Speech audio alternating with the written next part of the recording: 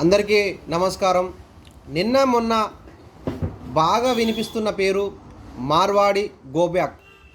వాస్తవానికి ఈ ఉద్యమం ఎందుకు వచ్చిందో నాకే తెలియదు, కానీ బీసీ బిడ్డలారా ఒక్కసారి ఆలోచించండి.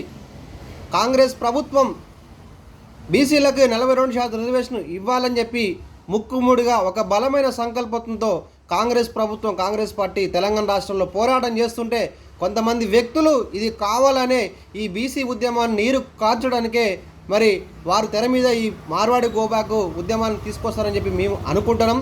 కాబట్టి ముఖ్యమంత్రి రేవంత్ రెడ్డి గారు చాలా ప్రతిష్టాత్మకంగా తీసుకొని సుమారుగా 79 సంవత్సరాల నుంచి ఏ నాయకుడు చేయనటువంటి శాసన నిర్ణయము బీసీ బిడ్డలపైన మరి వారి యొక్క అభివృద్ధి కోసం పాటుపడుతున్న వ్యక్తులు ముఖ్యమంత్రి రేవంత్ రెడ్డి గారు. వారు అందుకనే మరి మొన్న ఢిల్లీ నడిబొడ్డులో మీటింగ్ పెట్టి పార్లమెంట్లో ఆమోదం తెలపాలని చెప్పి కూడా స్పష్టంగా చేయడం జరిగింది.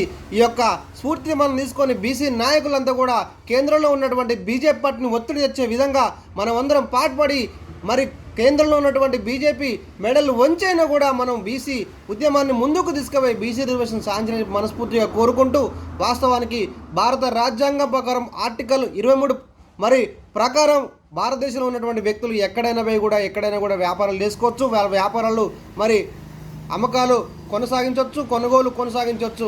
మరి మార్వాడీలు అనేది మన తెలంగాణ రాష్ట్రంలో ఇప్పుడున్నటువంటి వ్యవసాయం కాదు. సుమారుగా భారతదేశ స్వతంత్రం రాకముందు కూడా వాళ్ళు ఇక్కడికి వచ్చి వ్యాపారాలు చేసుకొని స్థిరపడిన వ్యక్తులే.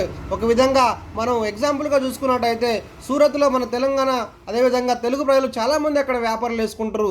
వ్యాపారం చేసుకున్న క్రమంలో ఎవరైనా ఎక్కడైనా చేసుకోవచ్చు.